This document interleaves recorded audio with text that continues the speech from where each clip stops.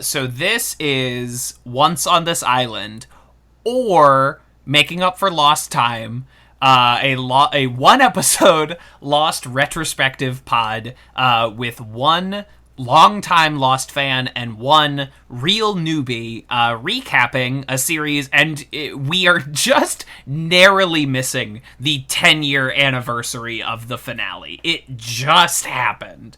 Last weekend. And in our typical fashion, we're gonna miss it by a few weeks. Yeah. No, it was fun because there was a point during my Lost rewatch where I could tell from me and you discussing Lost, Kevin, that Lost was more on your mind because Lost started showing up a lot in my Twitter feed. And I reached the point where I caught up with the big and surpassed the big Lost rewatch that was leading up to that finale.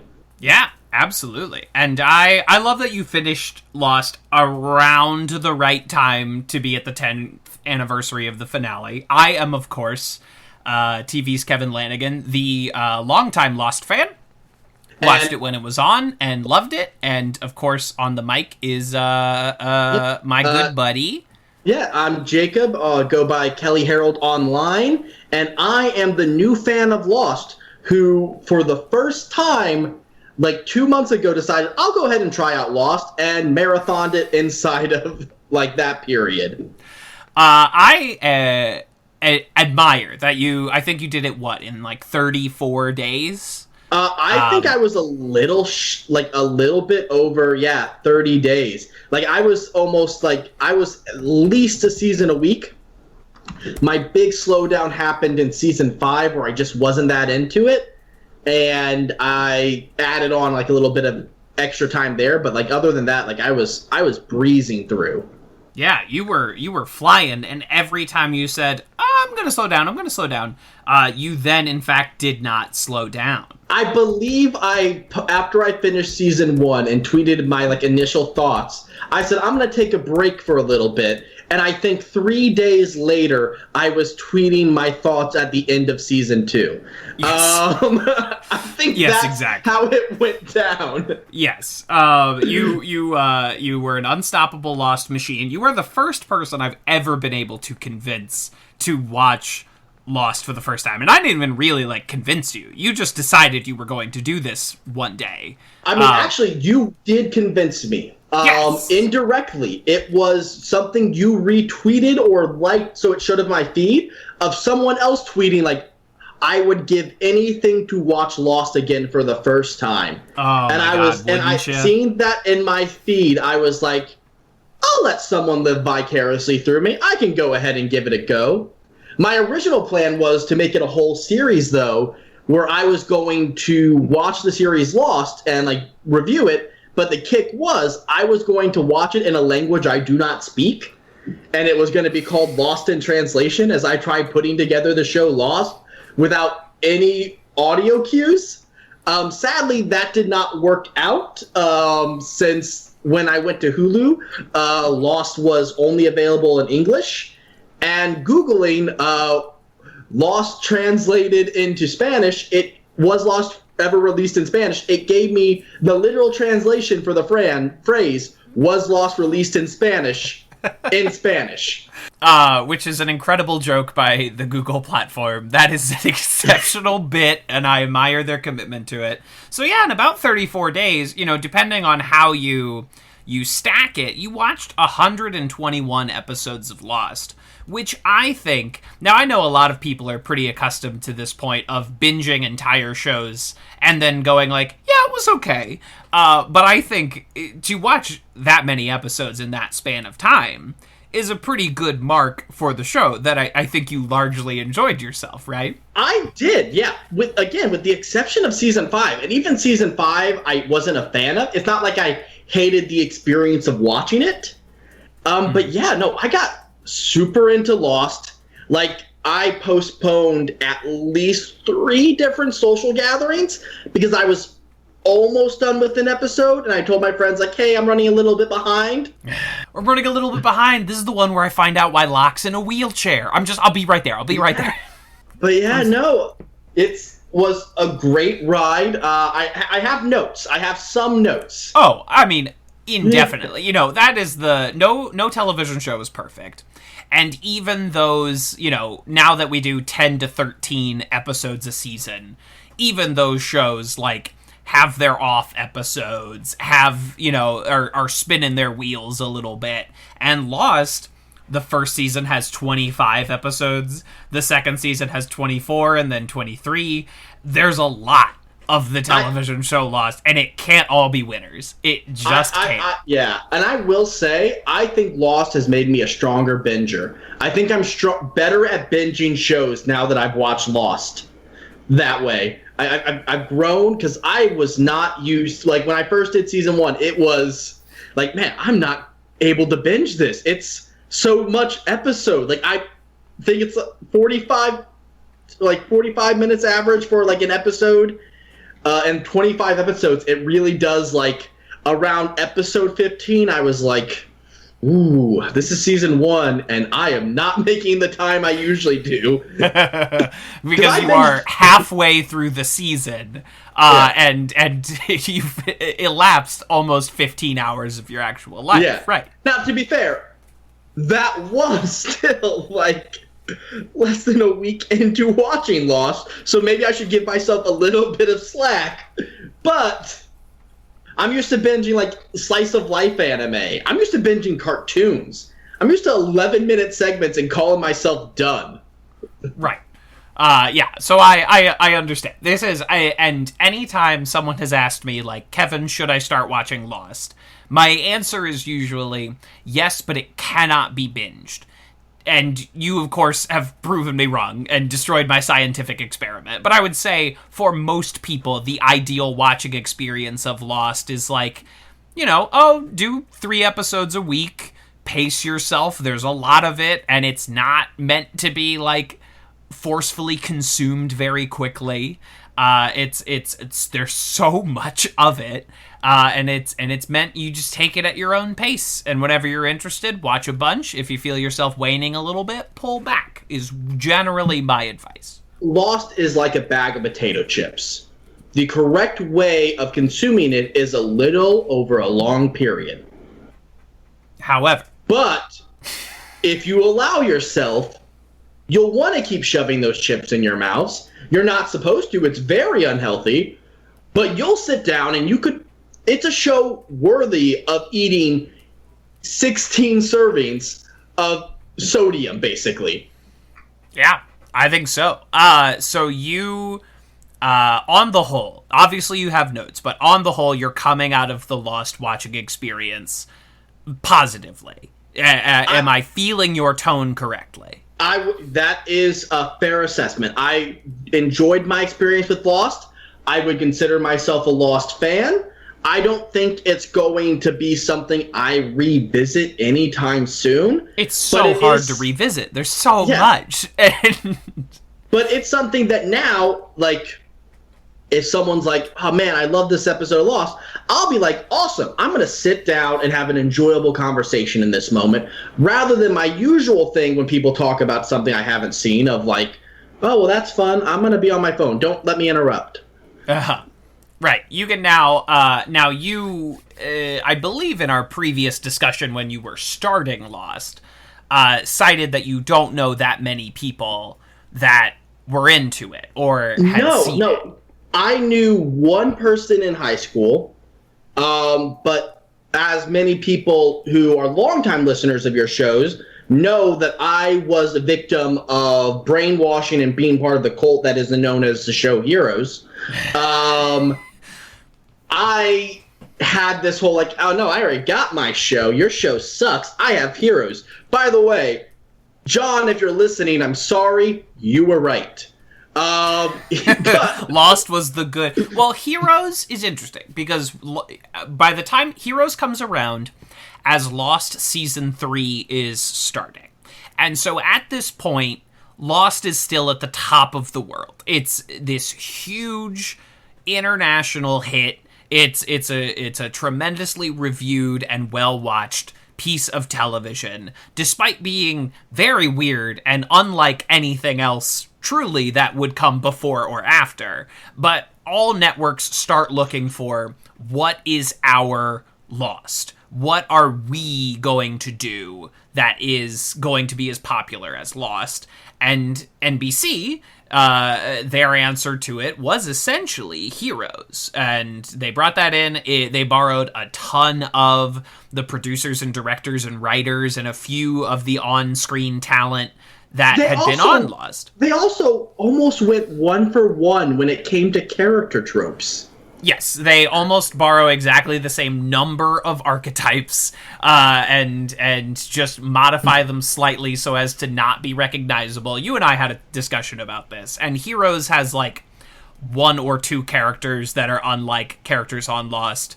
Lost has a couple characters that are unique to them, but in a lot of ways, Heroes feels like it is really trying to ride the coattails of Lost. Yeah, and as someone...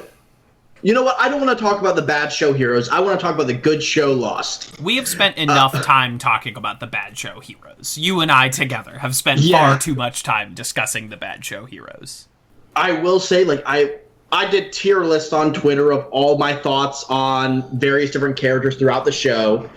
Consistently, the highest ranking characters for me were Sawyer, Sun, and Jin. Great characters. Great characters all. I think the lowest ranking any of them ever ended up with was, I think, Jin got B one season. Yeah, he has some rough seasons. Sun and Jin are very strange because they will have these like big, bright plot points, and then we will barely see them for 10 episodes, and then they'll have another like big explosive plot point. I will say this, because I never got to be part of all the fan theory discussion and things like that. And I looked for this to see if it was ever confirmed, but I couldn't see anything. I'm fairly certain that it was Sun who pushed the person she was having the affair with out the window. Oh, okay. So this is, yes, a piece of speculation. Whether, what's his name? I couldn't tell you. But the man she is having an affair with, whether he jumped or whether Sun is in the apartment when Jin brutalizes him on an unrelated charge, and whether she then pushes him off the balcony. The explanation offered by the show, like, or by the people that made it, is that he jumped. Yes, he committed suicide. It was not their intent to leave that open to interpretation, but you know, listening to a creator after the fact can only go so far. It's what looking did you actually put? What'd you say? I said, looking at you, Rowling. J.K. Rowling? Yeah. Yeah. It's like, you know, she didn't intend the goblins to come off how they do. However, they do, unfortunately. And that is, yeah, and you can only talk so much about how the wizards evaporate their own poop before we just stop listening to anything you have to say. But, okay, so I want to know, so you said you had your favorite. Those three are sort of your holy trinity of Lost characters. I had a lot of characters that ranked high. Well, Desmond was S tier from introduction. But Desmond's the best. Desmond's the best. Desmond feels like...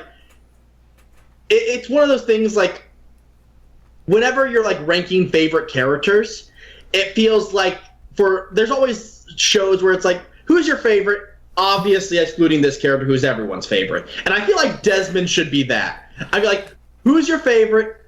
Minus Desmond, because Desmond's the best. Because Desmond is implied. We all love Desmond. And you are exactly in line with the consensus. We all love Desmond, but who else do you like? Exactly. Yeah, precisely.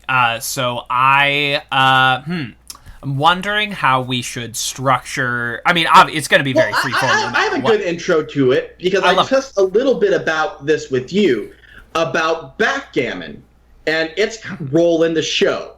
It's like set up kind of early on as a metaphor that Locke introduces about the two sides, you know, light versus dark, competing against each other. Let me tell you, that clip of him saying, two sides, one is light, the other dark, is used in every advertisement Lost would ever do, every, like, clips package, every every time they did a, like, the answers on Lost television special, or here's what you missed, that clip is in there 100% of the time. That one, Live Together, Die Alone, all that is always in there. So that is an iconic bit. Yeah. I looked up the rules of backgammon because I was curious, and the metaphor actually goes a lot deeper than that, and it builds into the ending of Lost. I'm not, like, obviously you can stretch any metaphor to its absolute limit to cover everything, so I'm just kind of going to hit the obvious points of the metaphor. The two big points of the metaphor are, in the game backgammon, your goal is to move all your pieces across the board into your end section, where they can all then leave the board together. Which does, yeah, and by the way, spoilers for the television show Lost. We're going to talk about everything. No spoiler warning. No, edit that out, Kevin. If they're here and they want a spoiler warning, they're being coddled. Right, it's a series retrospective. Summary. It's been over for 10 years. Like, how long did you want us to wait to talk freely about Lost spoilers? So they all gather in, well, not all excepting, like, 3, gather in a big plane at the end of the show and take off, and they get off of the island. The point is... And then they all gather in a church in purgatory and then move on to the next life. And pieces cannot leave the board until all of your pieces are in that end section. Right. And that is when all of our islanders can move on to whatever existence you choose to believe they go on into, is only when they are all gathered together. Exactly. And that's exactly what is continually hit upon throughout the show. There's also mechanics about pieces being moved off the board, and then you having to take a moment to bring them back onto the board through one of your dice that you roll. This is almost like Lost's kind of expectation for reincarnation or repeating those cycles until you get to that point. And also the Whispers, where we see at the end Michael, based off of his actions, is now amongst the chorus of all these Whispers on the island, unable to move back on. He's stuck on the board. Yes, the Whispers, of course, we find out, I mean, like 3 episodes before the end of Lost, like right at the end, that if you commit actions on the island so grim that they cannot be redeemed, you are stuck there as a part of this chorus of Whispers. I don't think that's it. You don't think that's it? I think that's Michael's understanding of it. But think about it. Ben's actions weigh much more heavily than Michael's. Ben Linus, one of my favorite characters in the history of television, also commits some fucking heinous acts on that fucking island. If we want to even break it down further, Saeed's actions weigh even heavier than both of them, based on like his past. Yeah, it's some pretty grim shit. Saeed Jarrah is a sad man. But the people whose whispers are still heard, because I looked into this a little bit more to like kind of see if I can support my theory and was able to polish it a bit more. There are like subtitles for the whispers and what they're saying and what they are. And they're not people who can't move on because they're being held back. They're people who can't move on because they're not ready yet. They're not ready for that next step. So and that's even more solidified. It is not island magic holding them back. They are holding themselves back. If it was island magic, Michael would have been in the church with everyone. Interesting. That's the other fun parallel of backgammon and I love this rule of backgammon. Like, I got really excited to play backgammon after hearing about this. There's this component in backgammon where you can propose a wager where you would double the total points that the game is valued for who wins. That's exactly how you like to play games. Yeah. You give that wager to your opponent, and your opponent has 2 choices. They can accept the wager, and then they have the right to make the next doubling wager, or they decline and they immediately lose, and all current points available go to the winner. Wow. Lost, in their two sides fighting this, is constantly proposing that wager, that escalation, that you must accept my terms or I win. Sure. The redoubling of stakes and efforts around every turn. Which, again, I'm kind of stretching the metaphor, but at the same time, when both the Shadow Monster and Jack were like, no, we're going to go ahead and break the island, at the same time, that was the Shadow Monster, like, that was Jack saying, here's my double wager. Let's go. Let's all cards down. Yeah, we're pushing, I'm all in, like, we are pushing everything to the limit here if we have to destroy the island to do it. We are ending the television show Lost at all costs, and there will be no follow-up spin-offs set on this island. There will be no character spin-offs where we follow Sawyer after the show. No, sir. We are pushing in all the chips, and the show Lost is ending here. No comics, no nothing. Were there any of those things, Kevin? You're being, like, setting up sarcasm, or? No, there were not. Oh, okay, there was, okay. I mean, there is, you know, considering the constant glut of Star Wars and Star Trek, like, all these, like, expanded stories that take place even with main characters after their movies or their canon has ended. You know, there's X-Files comics. There's comics for any canceled TV show that has a remotely geeky hook to it. Lost never did that. It had a short film follow-up, and that's it. I mean, I would say that's very smart of them, because Lost is a show of mysteries, and the mysteries are gone. Your questions are answered. I will say, I came into Lost with no preconceived notions. I did not know any other aspects about the show Lost. Mm-hmm. The only thing I knew was that apparently a lot of people didn't like and didn't understand the ending. And after watching the show Lost, were they paying attention? That is what I have been saying for 10 years, Jacob. Desmond bloody tells you what the ending is. Yes.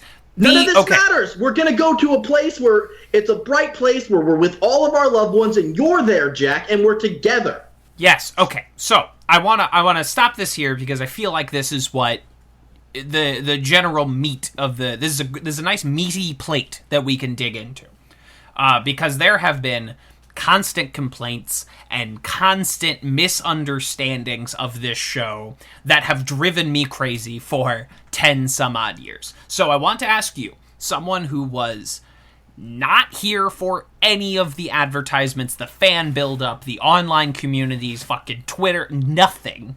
I want to run some things by you. Okay. The ending.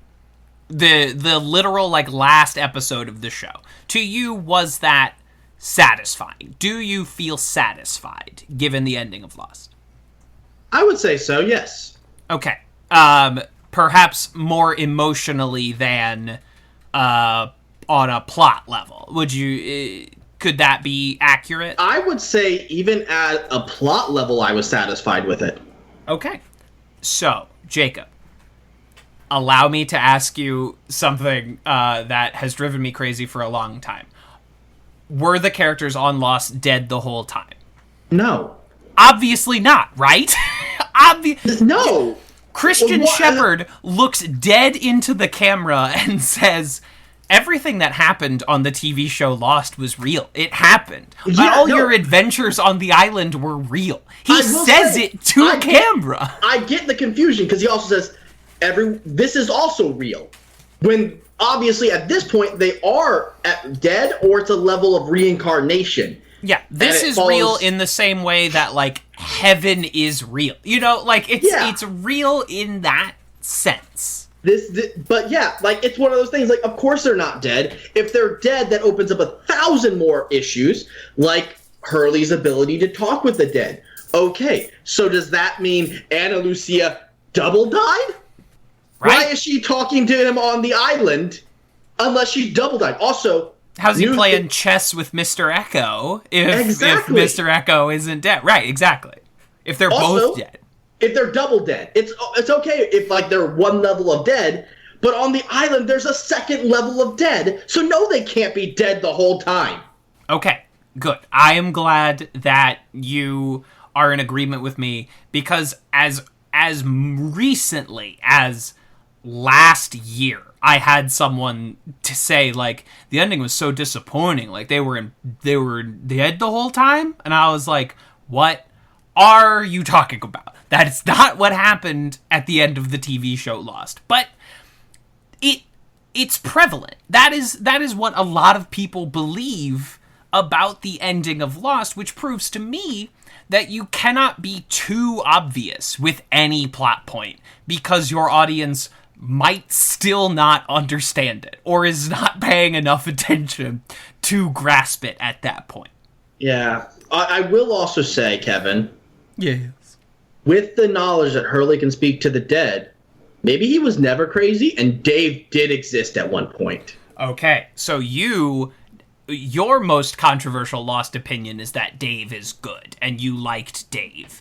I like Dave, and I don't think, Kevin, I've not set foot into this Lost fandom. You are my Sherpa into this world. Sure. I'm about to go kicking and screaming the deep end once this episode's uploaded, but I will stand my ground and say, I like Dave.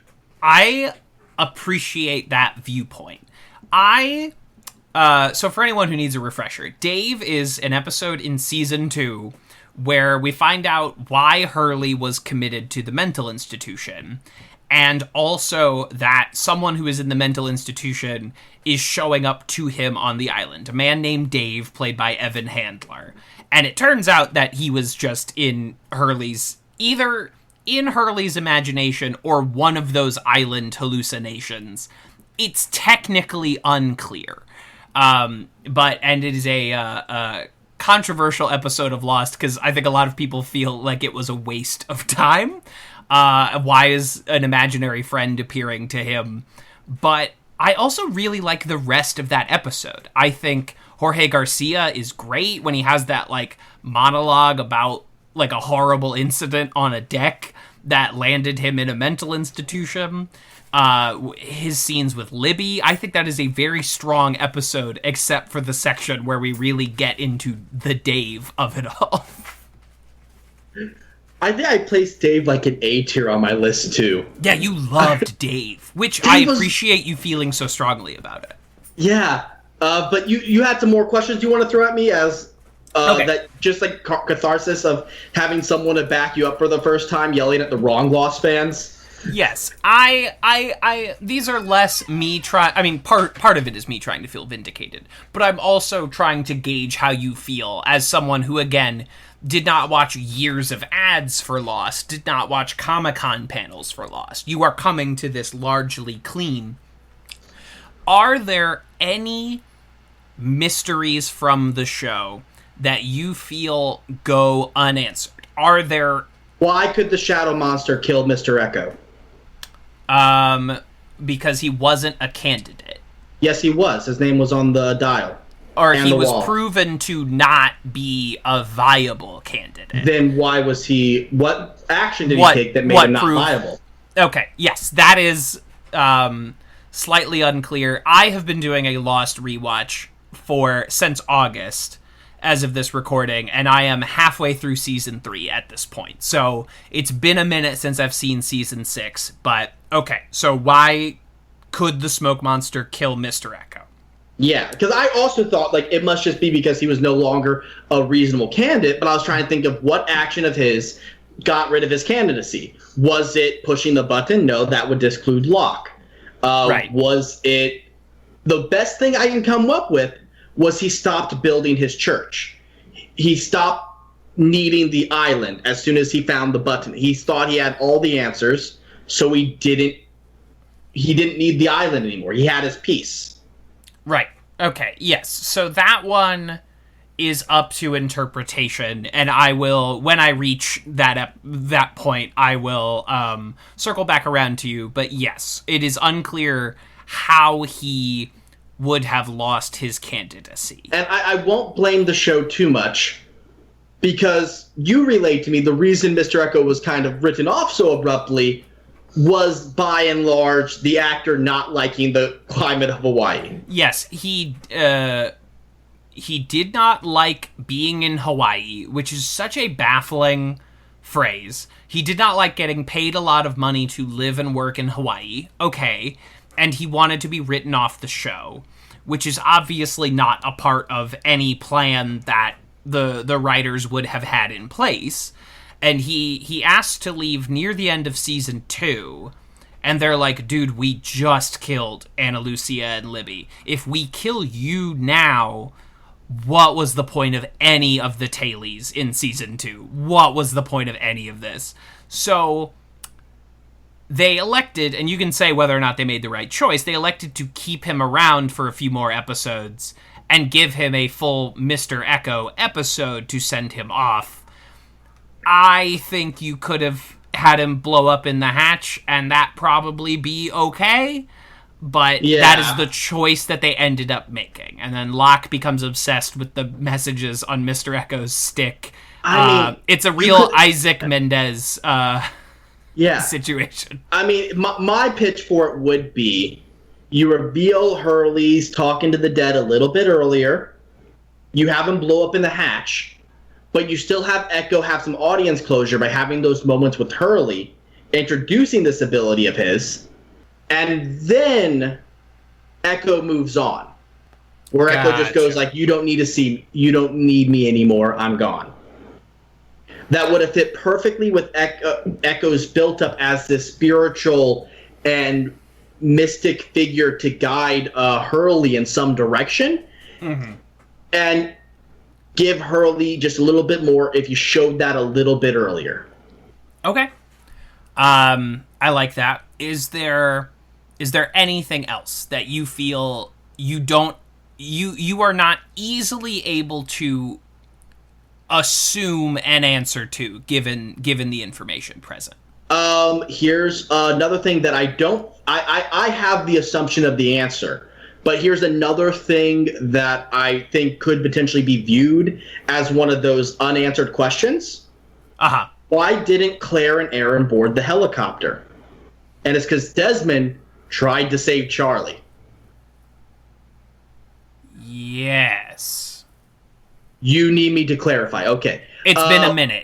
Yeah, no problem. Part of Charlie's departure to the show was building up with Desmond seeing all these visions of Charlie almost dying. And basically... Yeah, and for a while the audience is led to believe that it's Claire who's going to die. But then he's like, no, it was you every time that I saw dying Charlie, because you were saving Claire. Yeah, and Charlie's doomed. He has this death flag that he cannot shake no matter what he does. And at one point, Desmond finally tells him during like the end of that season, I think that was season 3. Yeah, season 3, they introduced the You're Gonna Die Charlie plot in like episode 8. And obviously they pay it off in the finale. One of the great character send-offs in television history. Incredible. Not Penny's boat, iconic. Yeah, what Desmond tells Charlie is that, hey, you're going to die, or the rescue isn't happening. But I've seen it. I've seen Claire and Aaron get on that helicopter. But you have to die. And Charlie makes his peace with that, and the Greatest Hits episode where he's writing out like all these great moments of his life. And he's like, he's resigned to his fate because he knows it's going to lead to something for Claire and Aaron. But Claire and Aaron never board the helicopter. Meaning, and the Aaron only time does, Claire does not. Yes. Yes. And the only time that Desmond's visions have been shifted is if he takes an active approach. He has tried telling others about his visions, and they've just never responded or done things differently to reject them. Yeah. But Desmond can actively change what he sees. He exists outside of that time enough to correct it as he wills. He can correct it on a temporary basis. Level. It will eventually... The universe has a way of course correcting. which, when I was rewatching that episode, I said, oh, that's where I got my time travel mechanic for Jive Action Nerds from. This is exactly how I view time travel because of this show. But yes, he can temporarily elude time by taking direct action himself. But Charlie followed his fate. The thing that broke the ending of Claire and Aaron getting on that helicopter was Desmond didn't want Charlie to die, and he tried everything to save Charlie. Yeah. Because it's different when you are... you're like, nope, this is the way it has to be. And then when it's actually happening, you're like, I gotta fucking stop. I can't just let this guy die. Yeah, one of the all-time season finales, character deaths, a beautiful, beautiful death. Okay. And it was great for Charlie, but like that would be one of the things I would see as like here's somewhere where people might get tripped up because now they don't understand Desmond's ability because he seemingly contradicted himself and then did not immediately say a dialogue about how like I'm going to change the time stream. Sure. I understand you there.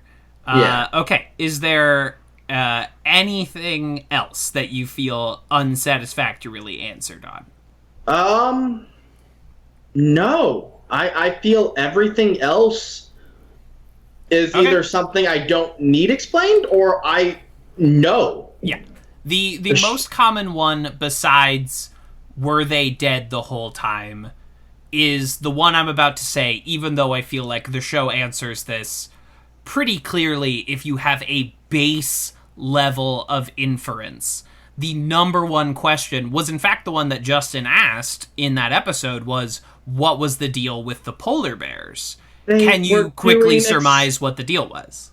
Yeah, the Dharma Initiative discovered this place, was trying to harness it, and part of their study was they were experimenting on polar bears, and then they sent them to the main island. Yes, correct. Exactly. Also, it's not even like a fun little mystery because they also then confirmed that in the epilogue. Right. The little 10-minute epilogue. In case you still didn't get it, but like Sawyer and Kate spend so many episodes in the polar bear cages, and the Tom Friendly even says like, it took the bears 10 minutes to do what it took you a day to do. And you're like, okay, I'm a reasonable enough human being. I can assume that the bears were here to be experimented upon. And they just didn't get shot. Like, no one just killed them, so they continue to live on this island. It's not rocket surgery. No. Also, that actually did remind me of my one unanswered thing. Mm-hmm. What happened to Saeed in the last season? Oh, boy. So like now I love Lost, but there are a certain number of things that I have trouble excusing, and they do Saeed so dirty in that last season. They really could have just killed him off when he got shot if they didn't know what to do with him. Like, you had an option, and you just chose not to take it. I know that you were planning on offing Juliet, like, right after that, but, Yeah, you also res them, but you, like, do this, like, revenant res where, like, you've lost your human emotions, and now you're this weird shadow puppet. And he does the Ra's al Ghul from Batman style of reincarnation, where it costs you your soul and your feelings to get revivified. There's this vague idea that is passed around a few times on the show that sometimes the island has this darkness, has this madness that can manifest, and perhaps it all comes from the temple. The temple's kind of stupid. The temple kind of sucks. Oh. Dogen and Lennon, the guy who is just John Lennon. Yeah. Here's kind of stupid. Here's how you do it. And, like, it's again, so obvious that I'm surprised this was not the way they did it, was we already seen magic healing stuff that changes you forever. Where when Child Ben is shot by Saeed, and then they're taken to the others, and it's like, hey, we can help him, but he'll lose his innocence. Just say that Lazarus Pit was the thing you did on Child Ben, and I it's think going to do the same thing to Saeed. But I think that is the implication, is it not? They don't give that implication. They don't state it explicitly. Well, the thing is, they don't treat what happened to Saeed as like, oh, that's just how the water pit works. It's not treated as a, like, this is just what it will do to make this happen. It is, this just happens. And then they even go on further when they're saying, yeah, no, they didn't save you, Saeed. Yeah, I didn't do anything, and they didn't do anything. It was some separate thing resing you. Gotcha. I think my understanding of it has always been that they do the same thing to Saeed as was done to Ben when he was a child. That has always been my operational understanding. Even is if they that did it is this temple. They implied that it didn't work on Saeed. And Saeed was laying there dead, and then something else brought him back. That's the idea. Yeah. And it's like, why have this something madness else? Yeah, that is a stumble. That doesn't make, unless you can just accept, I don't know, this is another facet of the Magic Island, then that never quite lines up. They never manage to put all the pieces together on that. Yeah. The thing is, though, the island still has rules to its magic, which all good systems of magic needs to have rules to make it like a functional system. Mm-hmm. That did not coincide with the rules built up for 5.5 seasons, so I don't think it's a fair play. Sure. If that is what they are going for, it is a stumble as far as the rules and lore of the island are concerned. And obviously there are those that are very attuned to island magic, like John Locke, most of the time. Yeah. And there are those that cannot attune, like Ben, who just cannot commune in the same way that others seem to be able to. You really feel for Ben. Ben is obviously he's a monster, but he is monsters have to be created. Now, here's the thing I want to talk about with Ben. Why is he a monster? He facilitates the murder of the entire Dharma Initiative. Okay, including his own father. Now, his father was not a good person. Yeah. So if we're talking dead about in the bus, what's his name, Frank or whatever? If killing dads includes you, let's talk about John and Sawyer. But, so... Together, they team up for a good old dad killing. Yeah. So, I don't think killing Roger's enough. And now, wiping out the Dharma Initiative. Okay, so they wiped out an entire group that was a direct opposition to him. Sounds similar to what Jack planned to do to the others. Yeah. And the confounds of the show Lost, Ben is an antagonistic force, but his actions aren't really that reprehensible compared to other characters.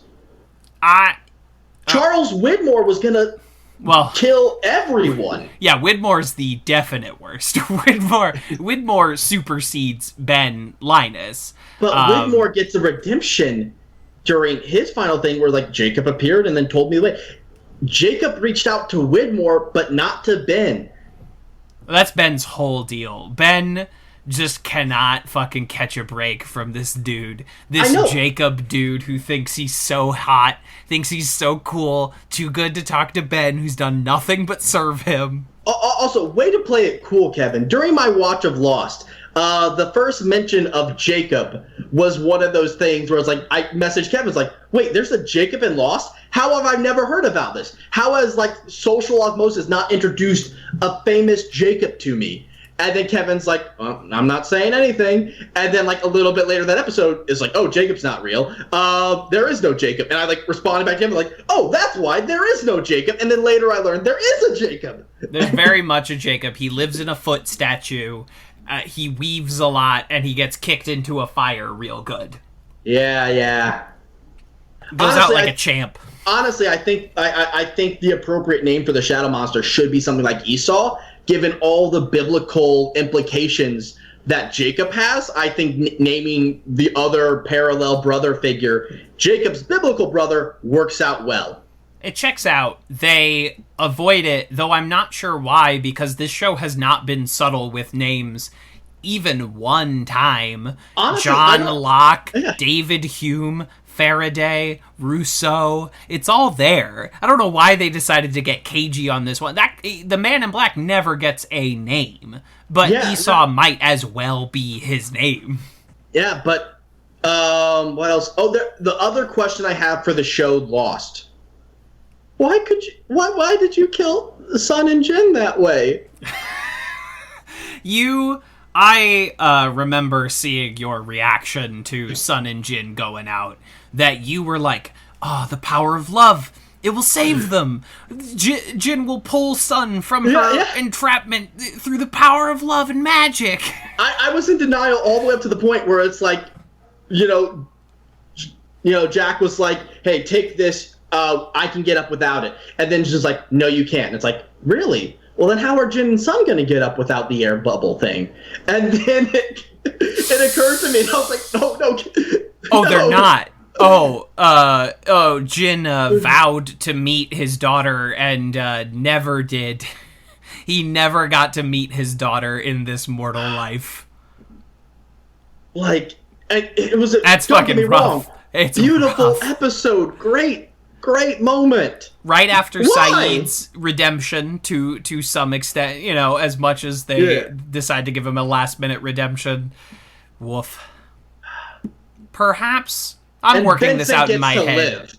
What'd you say? And Vincent gets to live. Oh, yeah, you hate that dog for no reason. I don't think it's no reason. After Walt leaves, that dog is barely in the show. He's hardly around after Walt. I'm watching it right now, and Vincent shows up every 10 episodes just to, remind you there's a dog. Yeah, just get rid of the dog then. Yeah, and then he goes to live with Rose and Bernard when they become Switzerland in this war for the island's soul.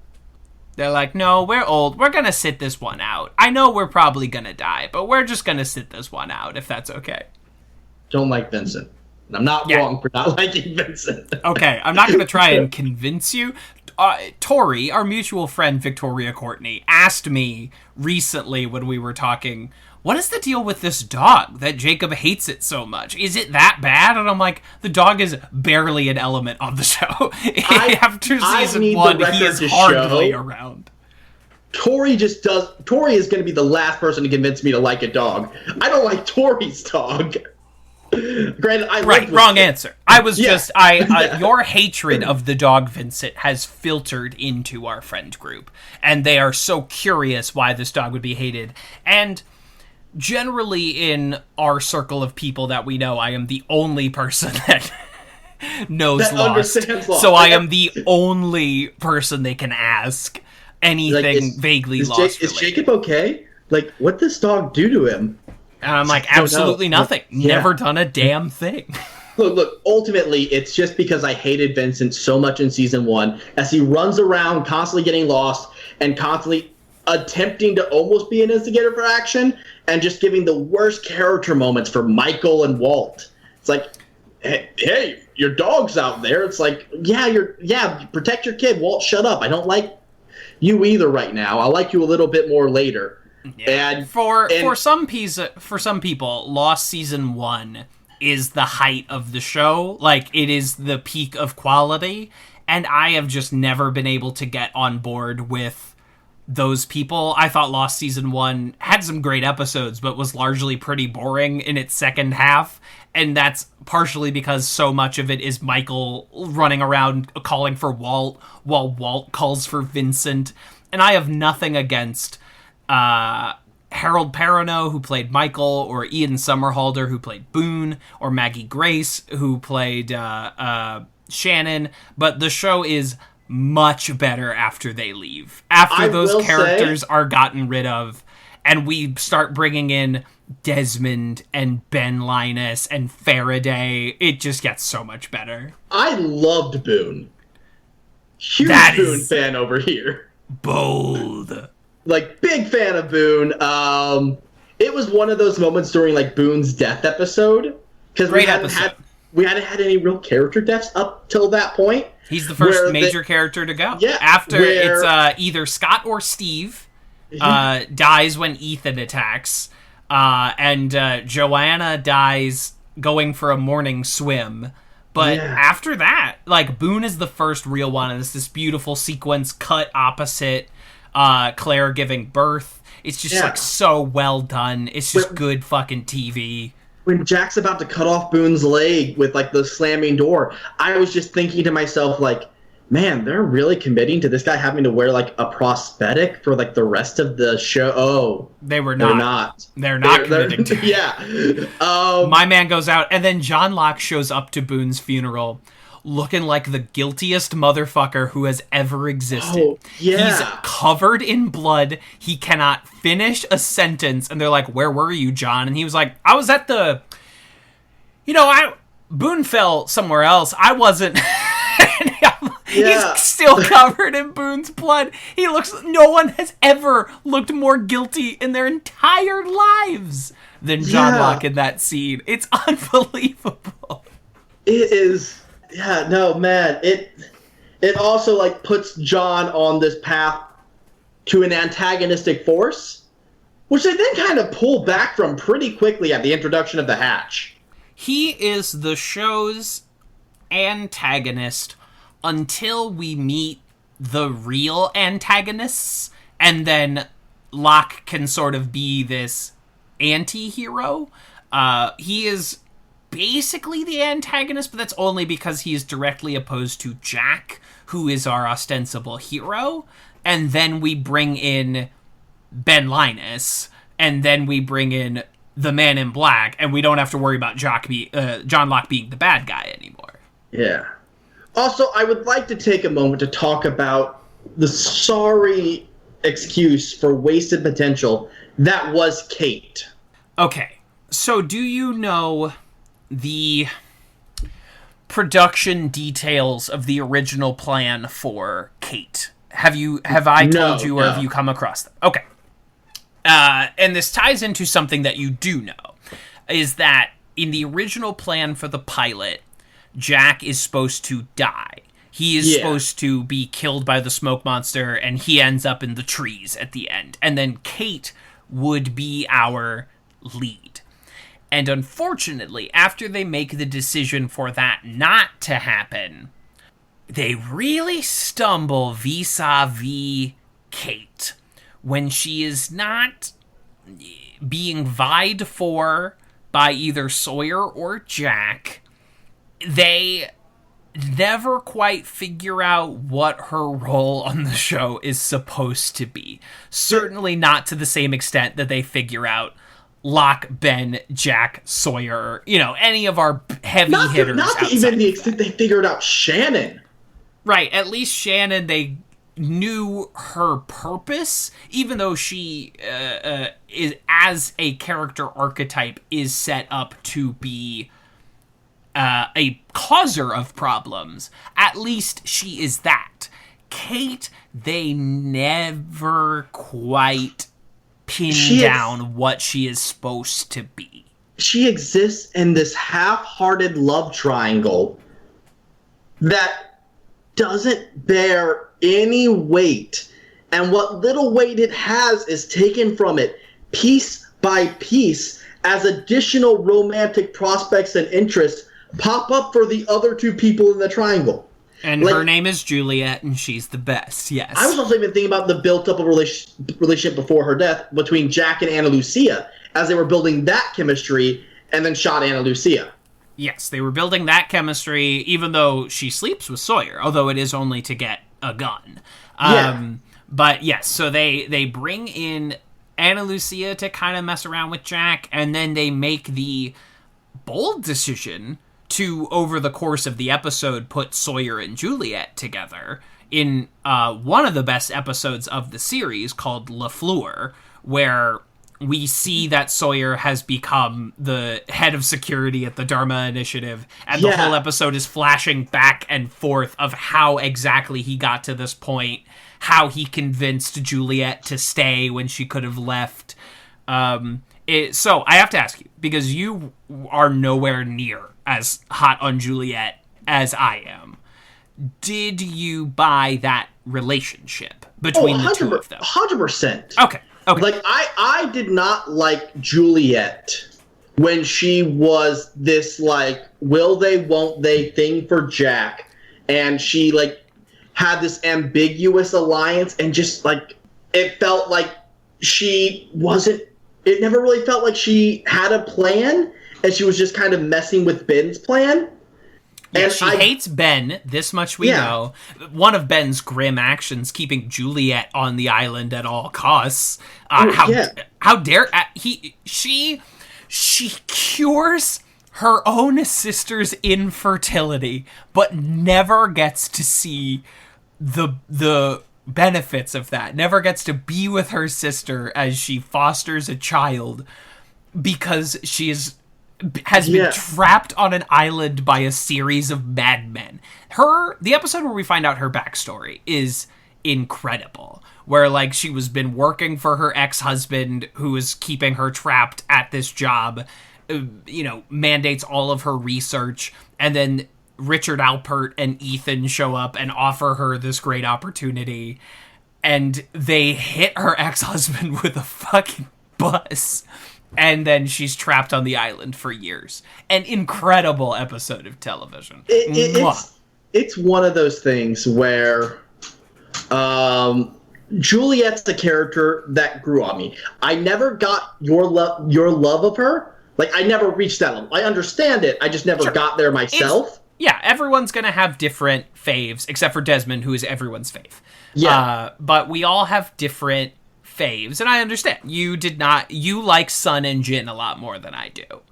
That is one of the differences between I like them, but they never got near the level of a Sawyer or a Saeed or a Ben or Juliet or Faraday, whatever. Yeah. The other thing I was gonna mention, love the LaFleur thing. Like, that bit, like, loved seeing everyone in their positions as part of the Dharma Initiative. That was great. That's where season 5 kind of started turning around for me, when we got more into that aspect of it. Yeah. And I think Juliet did great there. Back to Juliet's probably, she's definitely one of the few strong females this show actually gets to keep for a long enough time to count them. Mm-hmm. I would include Sun on that list, though I think Sun often falls into the housewife role more so than Juliet ever does. They don't feel comfortable, and you can attribute this to whatever reason. Maybe you don't think it works for her character.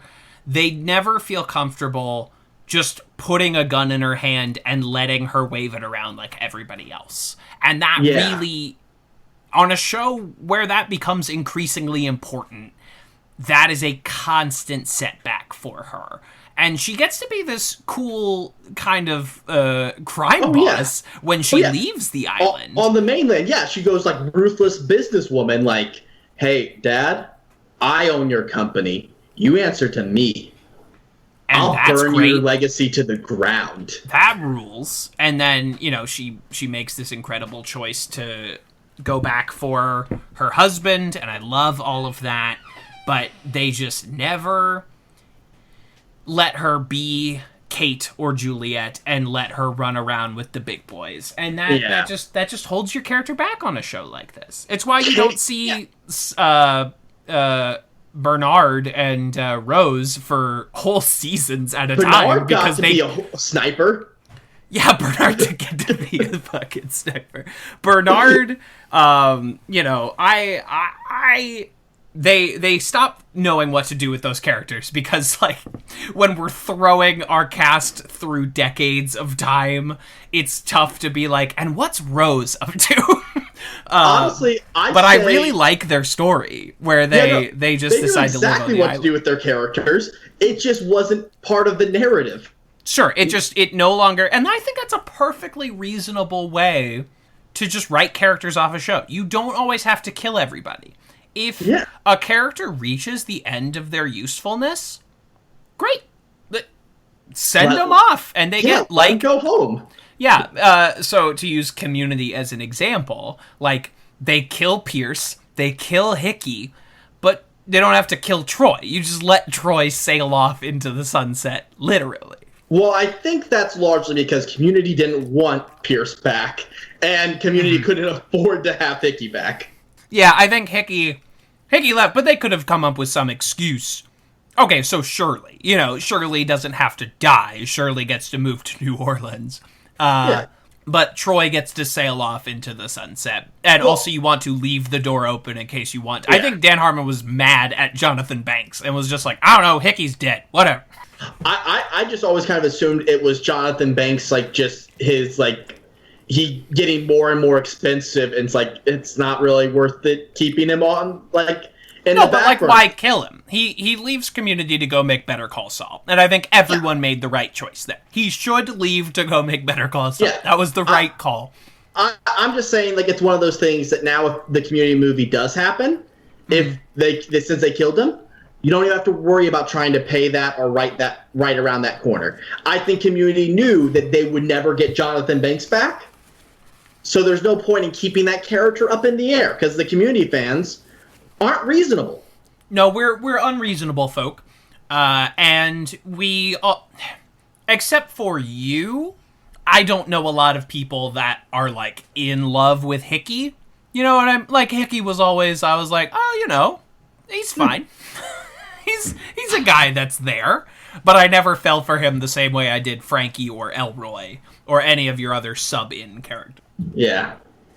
Anyway, Kate, this is a lost podcast. Yeah. I wanted to talk about the Kate moment at the finale, where Kate immediately has this moment where she kills the big bad. Yes. Good on you, Kate. Then it's immediately undercut by, like, oh, but I'm still only interested in Jack. That's my character arc. I'm going to kiss him, and that's the triumphant moment for me. It's like, no, you just killed the big bad. Do a victory lap, and, like, don't smooch Jack. Right, and that just all that is that seals your relationship enough that you get to be together in heaven. That's what that does, is that locks you in plot-wise to, okay, it is officially Sawyer and Juliet, Kate and Jack. Boy, I gotta tell you, Jacob, I've watched a lot of TV in my time. Not everything, but I've watched a lot of TV in my time. And there is barely a scene in TV I like more than the scene in the finale where, in the purgatory state, where Sawyer and Juliet meet up at that vending machine and suddenly rediscover that they, like, have known each other and experienced years of their lives together. It's so exquisitely well acted and edited and scored by my man Michael Giacchino. It's one of my favorite scenes in TV. But anyway, you were talking more about Kate. Was it just that she had to, kiss Jack? Just that. Like, yeah. Okay. Like, she finally gets this moment of doing something. Yeah, she kills the man in black. Like, she saves the world, essentially. She has a great moment. And it has to be undercut with the fact that, well, now, don't worry, guys. It's Jack's girlfriend that saved the day, so you don't have to worry about her being anything more than that. Right. Kate gets to kill the big bad guy and save the world, but she doesn't get the hero sacrifice. We still have to stick around for the hero sacrifice moment. Also, do we? Desmond's immune. Why in the world do they just not let Desmond do it? Well, didn't he do it? And, like, collapse and, like, basically die? He was... Do I not remember that correctly? No, he was like, exhausted and whatnot, but at the same time, so was Jack. I think Desmond and Jack were at same levels of physical capability at that point, and maybe you give the guy who has electromagnetic immunity, or affinity at the very least, deal with the electromagnetic core of your island. Sure, it's like the end of Fallout 3, where you have a character on your team who is immune to radiation poisoning, but you still have to be the one to sacrifice yourself. It's like, we can't let the radiation immune person do it. We have to let me die. Right, and so that's why we get to the point, you know. Let's also talk so about Jack can have the big hero send-off. Jack was. And so he had the job for less than a day, ditched it on someone else after breaking everything. He's the who's the president who was dead after 30 days? William Henry Harrison? Something. He has, I must assume, the shortest reign of any island caretaker. But he does get to have the great handover scene with Hurley. An incredible scene. And Ben gets to be Hurley's... very much. Because I did not enjoy that scene that much, because all I could think of was, like, didn't even consider Ben. It just can't be Ben. Ben gave his bloody life for this island. Everything. He gave up everything. He gave up everything. He was born on this island. He understands the cost. He's willing to protect the island. He knows what it means. He's the perfect candidate. No, sir. No, sir. It also really annoys me because I'm pretty sure Hurley also didn't pick Ben. I think Hurley gave it to Walt Jr. At the end of it, after Hurley, Ben, and Walt, as three kings of the crazy island, get to reign over the island for, you know, however long they do, he's still like, ooh, my time is done. Well, Ben, see you in heaven. Walt, let's do this thing. Yeah, like...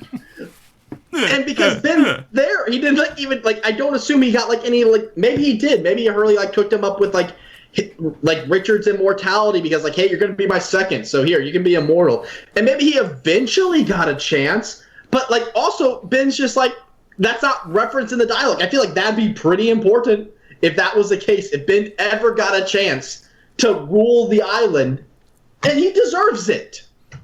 He's put in the time. Ben is he's the middle manager who gives his all to the company he works for. Nobody works harder. No, he's there first. He's gone last.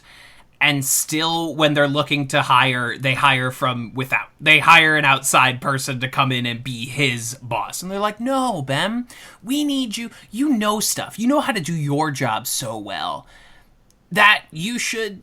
Someone else needs to lead, and you can tell them how to lead. Additionally, his name was also included on the walls and stuff, but was crossed out. And based off of what Jacob said, it was probably crossed out because of Alex. Oh, you think so? Yeah. Where Jacob was like, hey, I took you off because you became a mother. You suddenly had something else to live for. And that was Ben's whole thing, where... and during that moment, Ben still thinks, Ben betrays it as I chose the island over my daughter. But Ben was negotiating, she means nothing, please don't, hey, trying to double bluff, because he knew what was happening. If Ben believed that Martin Keamy would have let her go, I'm sure he would have gave himself up for Alex. Uh-huh. But with Alex dead, let Ben rule the island. Right, when Alex gets off at the end of an episode, I remember before I started watching Lost, there was some show that came on after it that I would flip over to get ready for, and I would see the end of a lot of episodes of Lost. And one of them that I saw out of context was that scene where in the middle of the jungle, Carl gets offed, Russo gets offed, and Alex says, I'm Ben's daughter! And I was like, man, this show I don't watch really knows how to end an episode. They could really pull one out at the end. Yeah. No, man. Both they knew Russo how to and make Carl you come back. Better. What'd you say? Both Russo and Carl deserve better than that. I have no strong feelings about Carl, but Russo, deserves to go out like a champ. One of the best. Maybe just looking at my list, dweebs rank pretty high on my list at all times. I enjoy the dweeby character. You were very favorable to dweebs, Carl. Carl of all people. Okay, Yeah. so you got the Kate off of your shoulders. Is Yeah, there anything else that like I really want to talk about? Any other characters that I feel like have a good well to pull from? That you need to feel addressed? Because again, obviously, Desmond is the best. Yeah. Do you? So we've both seen a lot of TV, but we've seen a lot of different TV, and I have frequently said that Sawyer has my favorite character arc in the history of television.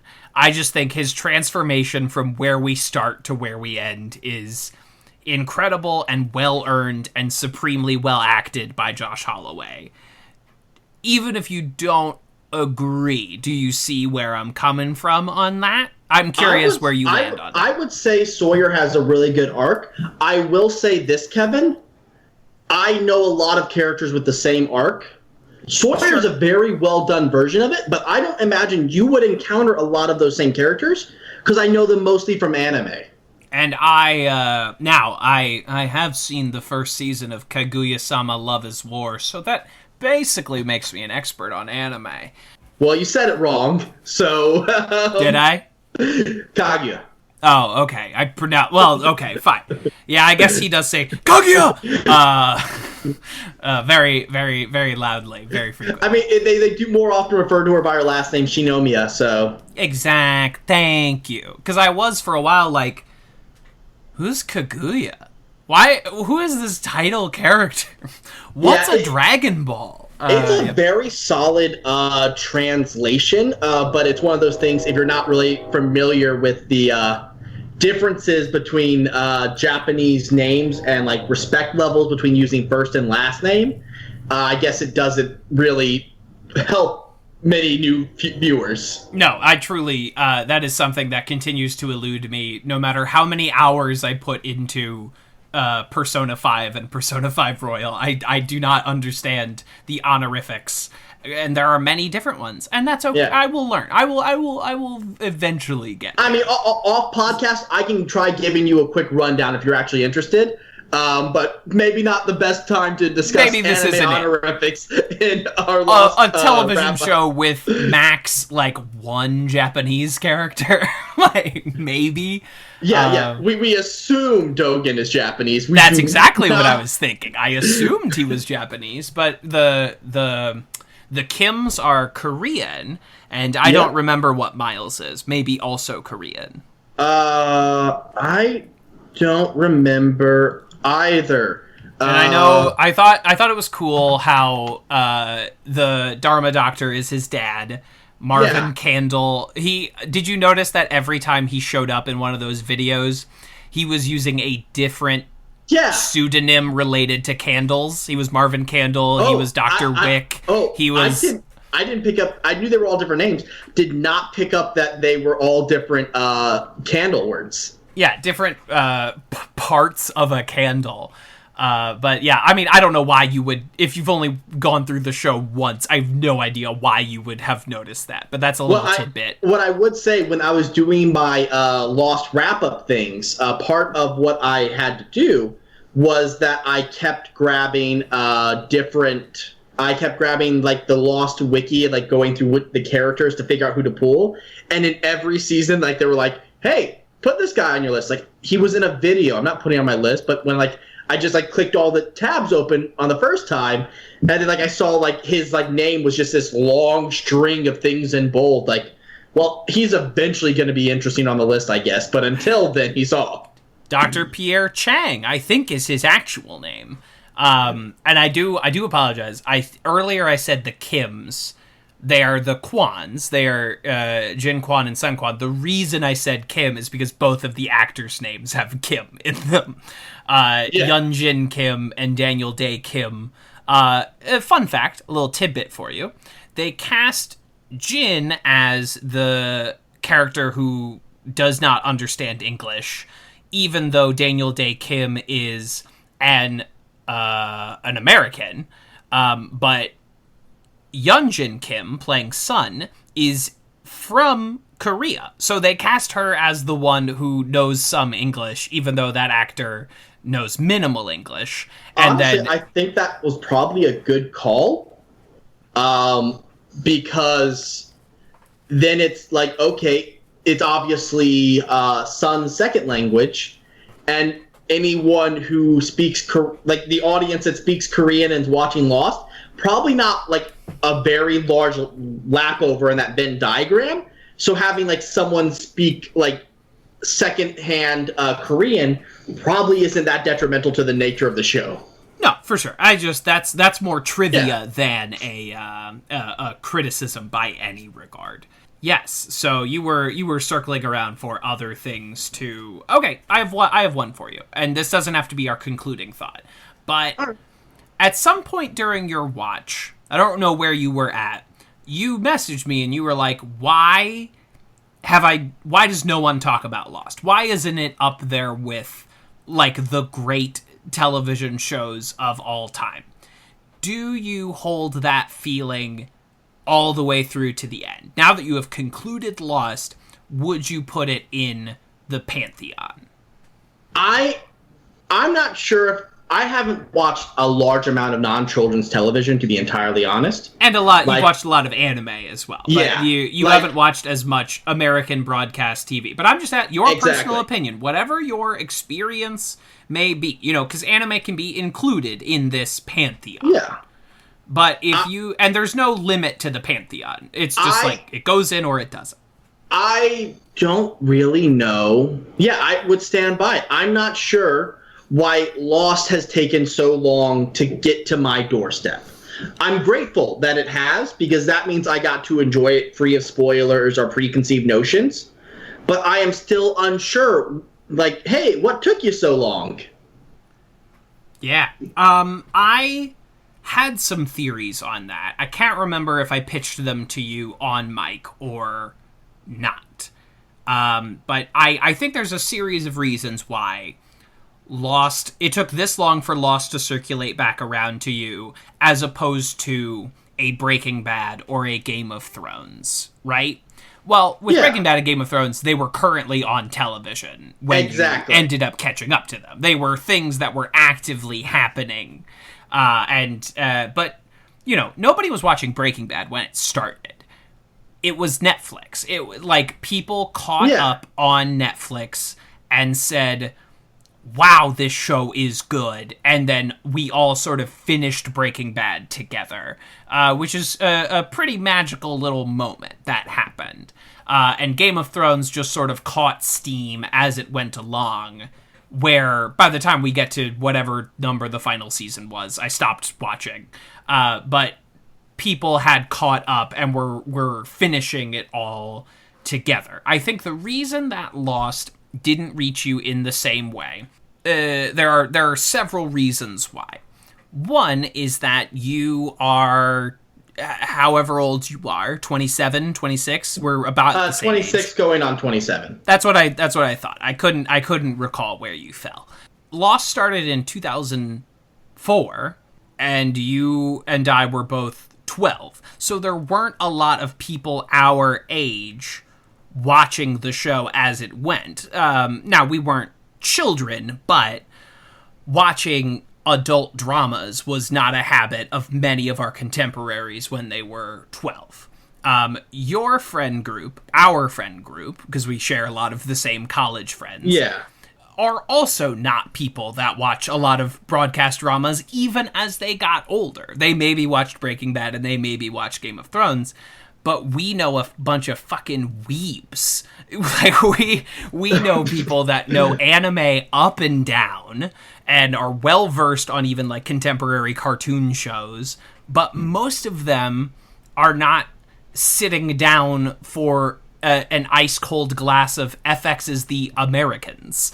They are nerds in a certain regard, but they're not a particular kind of television nerd, if that makes sense. Yeah, no, I'm with you. Yeah, so that is another reason. And I think the third reason is it hasn't been on Netflix for a long time. And unfortunately, that is still, if you're not on Netflix, you're not a show. And that is unfortunately still true. There are some minor exceptions to that, like The Mandalorian or The Handmaid's Tale. But generally, if you are not streaming on Netflix, to most people, you might as well not exist. And in addition to that, Lost has a bad reputation. A lot of people in 2010 were very disappointed by the ending, and a lot of people were actively mad. Now, I think a lot of these people fucking misunderstood the ending. I don't think they fucking got it, and they were wrong about what it was, but that still stuck with them. They haven't revisited it in 10 years, and that reputation hung to it, so it never spread to younger generations the same way other shows did. And you and I are both just slightly too young for most of our friends to have watched Lost when it was on. So I think it's a combination of those reasons why it hasn't come back to you in the same way. All right, that tracks. Yeah. I couldn't remember if we said that on mic in our previous conversation. I don't think so, because our previous conversation was just me like one episode deep. Yeah, you were starting, and I didn't want to give you too much outside context right away. And I could probably talk at length about every individual character on Lost. Like how Ethan, like when he died, was like one of my least favorite characters, but then retroactively became one of my favorites as I learned more and more about him.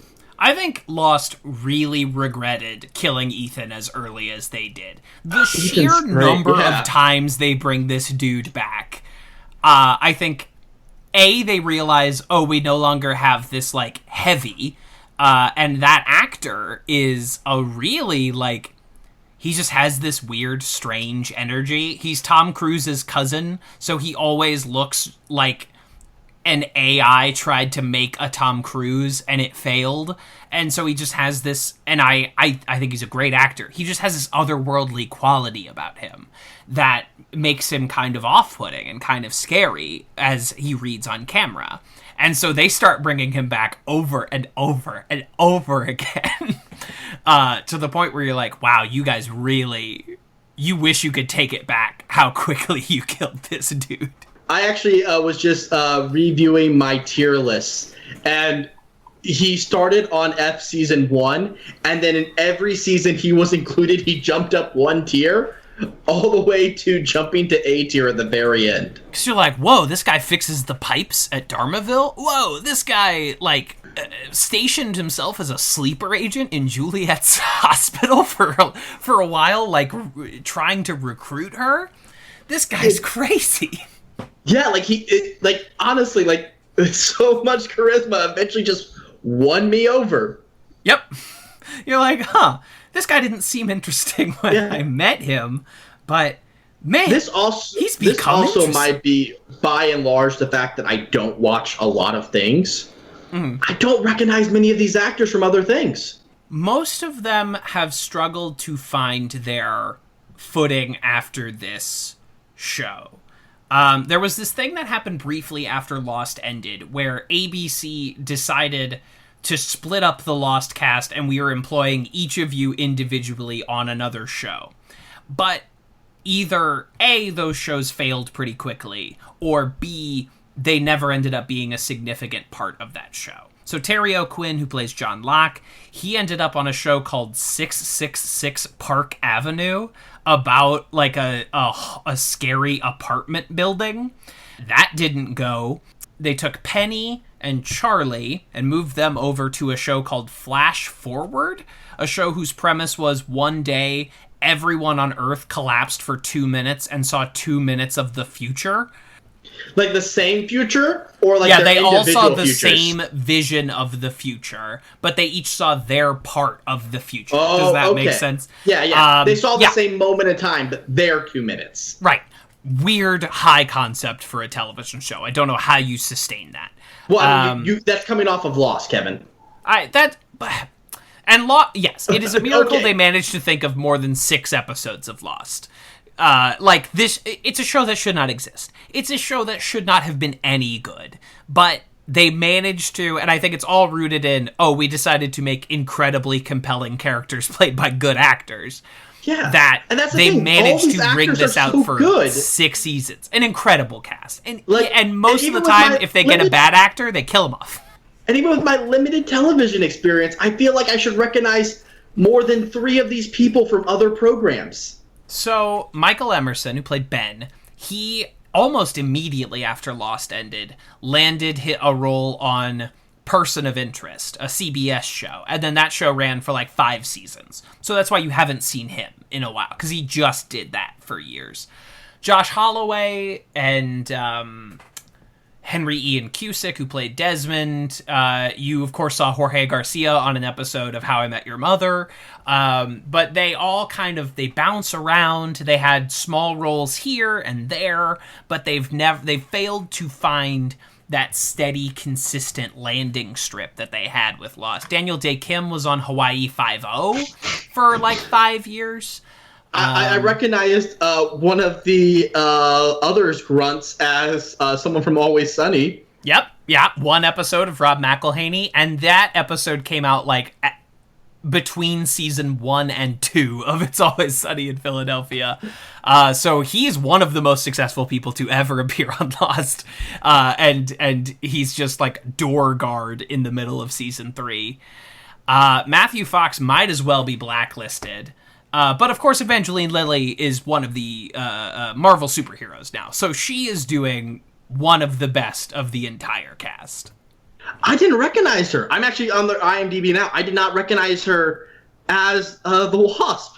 Yeah, she is Wasp from Ant-Man and the Wasp. She has in the first movie, they gave her this weird bob haircut. But yeah, now that you've seen her for 120 hours, I'm sure you will not be able to unsee her. But she was in a couple of those Hobbit movies, and she is now the Wasp in Ant-Man and the Wasp, and soon to be in Ant-Man and the Wasp 3. So she is doing just fine. But, Elizabeth Mitchell, she did a little Once Upon a Time. She did a few episodes on The Expanse. And judging by her Instagram, now she just lives in this beautiful country home in like upstate California. So she's doing great. God bless Elizabeth Mitchell. Let her run free. But yeah, it's been tough for these actors to land consistent, steady work after this point. Well, Michelle Rodriguez, Ana Lucia, is in one of the biggest movie franchises on the planet, the Fast and Furious franchise. So she's doing rather well for herself. Mr. Echo is Killer Croc in Suicide Squad. Okay. Daniel Faraday. He pops up on 100 different shows. He's been everywhere. That guy works. Jeremy Davies has done 100 episodes of everything. So he's still working. Anyway, you did not want this much information when you asked what these people were up to. I mean, like, I'm fine with it. It was just one of those things that was just so shocking to me that like the show feels so foreign to like my world just because of how little seems to have blended over, even to the point that I don't recognize these actors. Where right. It feels like, again, like it's one of those things where the show has so much good things about it that it's surprising and shocking to me that it hasn't touched my life in more ways than this. Sure. Yeah, that you aren't sick to death of some of these actors because they've just been working nonstop since then. Yeah. And a lot of the writers have gone on to do great things. Obviously Damon Lindelof made The Leftovers and Watchmen on HBO and has written a bunch of movies. The co-creator Carlton Cuse has gone on to do a bunch of things. Like a lot of the talent from this show is still working steady, but the cast has struggled somewhat, unfortunately. So I'm gonna close out all these IMDb's I just opened up because I got really invested in like seeing like, do I recognize any of them from anything? Because apparently I didn't realize Kate was the Wasp, and even now, like seeing both pictures side by side, I still can't like register that. You can't true. See it. Yeah. They are like a decade apart. Like she did age 10 years after Lost. Evangeline Lilly essentially retired. She was like, I don't really want to to do acting anymore. And then Peter Jackson, the director of the Lord of the Rings franchise, comes along and he's like, I want you to be in my Hobbit movies. And she's like, damn, like the one thing I've always said about these fucking Hobbit movies is they need more chicks. And she's like, I can't turn that down. And then that basically leads right into being an Ant-Man. Yeah, Lost was a really fun ride. A lot of great characters. Any show that spans that length is going to have, and I can stop rambling because I remember what I wanted to discuss, Kevin. Hey, we brought up at the beginning of the show, before we were on camera, my thoughts about how this show, well, you mentioned how this show is a cavalcade of bad parents, and I suggested there is one good set of parents in the entire show. Yes, because, and it's, a lot of shows feature characters with bad parents. That is not a new idea. Lost's great idea, though, is what if literally all of them had and were themselves bad parents? You can run down every character of this show and look at their father figure and say, yeesh. But you say there is an exception. Yeah, and again, I would also say that totally tracks for what Lost is attempting to do. We're like, hey, we grabbed all these broken people and brought them together. You know, the quickest path to being a broken person is having bad parents. It's the direct route. There are other ways to get there, but it is certainly you are starting at the 50-yard line. Yeah. If you have bad parents. My contenders for good parent is Hurley's mom, and then later his dad. I would agree with you with an asterisk. I think his mom is fine, but Lost's parent issues are even more specifically daddy issues. And though when his dad reappears in his life, he's actually pretty affable. It seems like he wants Hurley's money, but it ends up like he actually forms a bond with his son, who he abandoned 20 years ago. Thus is my reason for not wanting to full-on call him a good dad. All right. Because he did leave for 20-some-odd years. Then if we wish to adjust it to make it just about dads, I submit Kate's father, the good general. The good general. He does rat her out to the authorities, which is tough. He rats her out to the authorities after an hour head start, after she walked into a government building being a wanted criminal.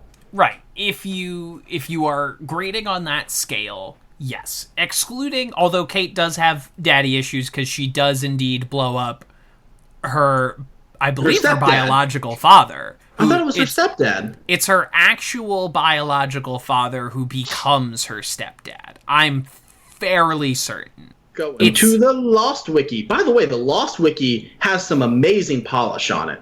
It's a well-maintained wiki. It's a good wiki. This has been yet another backdoor pilot for our Wiki Watch, where we review various different fandoms' wikis. Now, the Heroes Wiki was incredible, but for all the wrong reasons. Yeah. Okay, nope, you're right, yeah. Yes, it's her actual biological dad, but she was raised by the army general dad. Yeah. But that is not her biological dad. Now, I don't think biology is the most important part of being a parent. You know, I think too many shows want to say, like, have this idea that your birth parents are the ones who determine you, which is untrue. Like, if they are your adoptive parents, they are your parents, but it's okay. But yes, it is her actual biological dad. It's needlessly complicated. It's too mixed up. But Sergeant Major Sam Austin, only good dad in the show. By the incredibly sticky Lost standards, yes. I don't think he's a bad dad in other standards as well. I know. I just don't think you gotta call the cops on your daughter. But she did kill a man and then walk into an army recruitment office. I get it. You're in a tough situation. it's one of those things that call did not result in her capture, and I think he knew that. I think, like, his options were, okay, I can call my daughter, the cops on my daughter, or I can let this guy behind me who sees everything call him immediately. Sure. I think it was one of those, like, hey, I gotta play the game, but here's the rules I'm playing by. You're free to go. Like, I think he did everything right in that situation. Sure. I can agree to those terms. You and I can make peace on this regard. Okay. Also, Desmond grows into be a good dad. Desmond does become a good dad. He's brought back to the island really against his own will. So he does not knowingly leave his child, and all he wants is to get back to them. Because the kid's name is Charlie, right? Do I remember that correctly? That's named correct, his kid Charlie. And he wants nothing more than to get back to his kid. But it's against his will that he, and his immunity to electromagnetism, he is a good enough man to know, like, okay, I kind of have to take the cork out of it. Like, it has to, there's no one else that can do it. In fact, it's not even that. He doesn't even, like, put, like, his family above nobility. It's when he has the vision about the future of nothing it matters. Yeah. That is when he agreed to it. Right. When he realized that he's going to be with them anyway, no matter what he does. That's true. Right. When he sees the sideways timeline, when he inhabits his own body in heaven, because Desmond is magic. All right. Well, it's implied from Daniel Faraday's notes that he's just dislodged from time. And that by being dislodged from time, because everything's real, that portion, that, like, afterlife area, which I'm not even sure if heaven's correct. I think it's more of a reincarnation, keep passing through cycle is more accurate. I've always seen it as a purgatorial holding pattern, but I don't truly think it matters because at the end of the show they all go to heaven. It does, like, or some equivalent. They all move on. I don't think it's that they pass through. I think they move on to the next stage.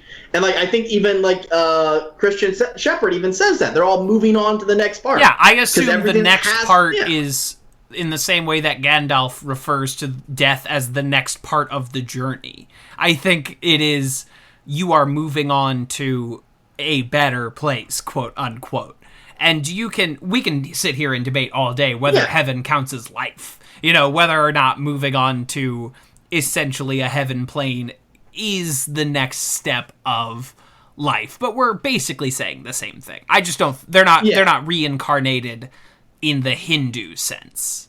Not in the Hindu sense, but this show pulls from a lot of different religions and kind of establishes its own, like, afterlife variant. Like, this is what, like, the afterlife is. Honestly, even though they show up at that church, Christian is standing in front of a stained glass mirror that has a cross, a Star of David. It's basically a coexist bumper sticker in a stained glass panel. Exactly. And when asked, like, why are we here? Because this is where you're going to have your dad's funeral. Like, this is where your dad is waiting for you. Because he's going to be part of, you're moving on. We're meeting here because this is where you put one of the people that moves on with us. Yeah. It appears to Jack in a form that he would understand. Exactly. It doesn't actually matter that it is a Christian church. What matters is that this is how he can see it. But here's the reason why I think they move on to another plane, or, like, they keep cycling through, because of what Desmond says about Ana Lucia. During that thing where Charlie gives it to Desmond, and Desmond goes around, like, giving everyone their memories back so that they're all on the same page. Hugo asks about Ana Lucia. It's like, no, she's not ready yet. He's clipping through forward again. He knows that she will eventually be ready. Otherwise, there's no excuse for him not to attempt to try making her ready. Yeah, He sees beyond the flash forward. Right, and in my head, beyond the flash forward is a heaven state as opposed to a purgatorial state. But I think we're mostly arguing semantics here, because if I remember correctly, Ben also does not go into the church to to ascend, because maybe he doesn't feel as if he has, in this plane, atoned for his actions in the past life, so he's going to stick around, be with Rousseau, and be a father to Alex in this plane, and then when that has reached its conclusion, then he will move on. I think you got it half right. I don't think it's about atoning. I think it's just about being with Alex. Or now he gets to live a life, now that he's not serving a real bastard that lives in a foot. He can have a family life now that he wasn't born on an island to a monster named Roger that drives a van. But either way, I think you're right about it somewhat being semantics, and we can go on and on for days about that. And we will. But Desmond, all of those things that have happened and will happen, even if it's a heaven or something else, it is still within Desmond's view of his time disassociation. And he sees that. He knows what's next. And that's part of it. It's Desmond finally got convinced of what to do when the electromagnetic field basically forced his disassociation into the future, the Flash sideways. And then he was like, okay, well, then Penny and Charlie are going to be fine. I can go ahead and do this for Mr. Widmore. Yeah, okay. Yeah, yes. So Desmond, good dad. Desmond, good dad. Jin, in theory, good dad, better husband. Jin, good husband. Jin never got a chance to be a dad. Right. I think he could have been a good dad, but he chose to be a great husband. You don't think he could have been? He didn't even have, like, the potential energy to be? No, the thing is, I love Jin. Great guy. But Jin has a bit of a temper. Yeah. Jin's very controlling. He's working through it, but, parenting often brings out those worst tendencies. In the same way that you can see Jack's distance and lack of committing affecting his relationship with his son, I think you'd see Jin's kind of hiccups and hurdles interfering with his son. Not to say that he can't be a good dad. I just don't believe that Jin would automatically be a good dad. I think Jin has a lot of maturing and working through those problems before he's ready to be a good dad. Okay. I understand. And maybe the stress of parenthood would not activate those better parts of him. He needs some time to work through some things. Okay. I think without the island, Michael could have been a good dad. I think the island ruined Michael's chance to be a good dad. I think in a completely different set of circumstances, Michael could have been a good dad. The Michael who is around when Walt is born was a great dad. And then there was a 10-year gap where he had essentially unwritten this child from his mind. And then it is thrust back upon him when he feels he has adjusted to life without a child. And this kid doesn't know who he is. He's working under some tough circumstances. He takes on a kid who's like, Mom just died. Like, the deck is stacked against... And then he crashes on a fucking monster island. The deck is stacked against him. And then he has to deal with Vincent. The worst character. The biggest burden. We all hate Vincent. Ethan's parents were apparently pretty good. I mean, they must have been. Ethan turned out all right. Yeah, what a great guy. Kidnapping pregnant women, hanging Charlie from a tree, facilitating the kidnapping Ethan. of Juliet. Great guy, Ethan. We stand. Perfect character. No notes. A blemishless human. No notes. Great guy. A+. Move on. I think if Locke ever had a kid, he'd be a great dad. I think he could be. I think Locke is a real. I'm gonna play catch. I'm gonna teach this kid life skills and like how to hunt, but I'm not gonna force them to do it. I'm going to like nurture this part of them. The few characters that Locke has taken on a parental guiding force for did very well under it. He was good to Walt for a while when he was sort of that figure to Walt. Good for Jack, good for Boone. Yeah, well, good for Boone up until a point. Okay, fair And that enough. point was a big plane falling out of the sky. Plane that, of course, we all know Nikki and Paolo found first. Yeah. Also, want to throw this down as well. Even with Boone, like, Boone was at peace when he died, and then later on, like, Boone visited him in, like, his dream state, kind of explaining things, where, like, I feel like Boone got the lessons Jack tried imparting. Yeah. And did very well with them. Boone, who just wanted so hard to be Jack, and just could never do it. Yeah. And he comes back to John, and he's like, "It's okay, man. I'm cool. I get to live in heaven. It's sick, dude." That police officer that wanted to bust the weed operation, John was a great father figure to him. Well, he did. He seemed to care for him. He from John's perspective, he took him in. He fed him. He gave him shelter. From John's perspective, he was doing a pretty good job. Yeah. Lost. John tried his best. What a good show. There are times where I'm just sitting on my couch, on this long rewatch of Lost, and I watch, like, Expose, the Nikki and Paolo episode, and I go, this is a really good show. This is a show that I like a lot. What a good... I watched Hurley just rebuilt the van, and I'm like, this is a great show. Yeah. This is a good fucking TV show. Minus his alcoholism, Christian Shepherd could have been a good dad. He was a good dad till the alcoholism. Sure. And then he became a terrible, miserable dad. who like alcoholism tends to do. Yeah, absolutely. That ruined his son's psyche irreparably. Just made Jack the most difficult person in the world to be around.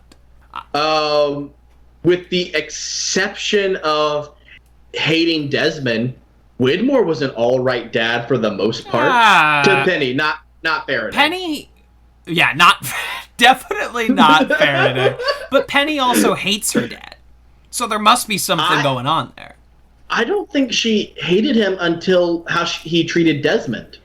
I think she was like, fuck what my dad thinks before. Well, I guess we only know Penny's relationship to her dad from Desmond's perspective. So I guess up for interpretation, I suppose. And I mean, and to be fair, this army drop-off who, like, got kicked out of the army dishonorably for being a coward, quote unquote. For being a coward. TV needs more characters who are cowards. I need more people who are their great flaws. They're Bernard fucking was a scary great coward.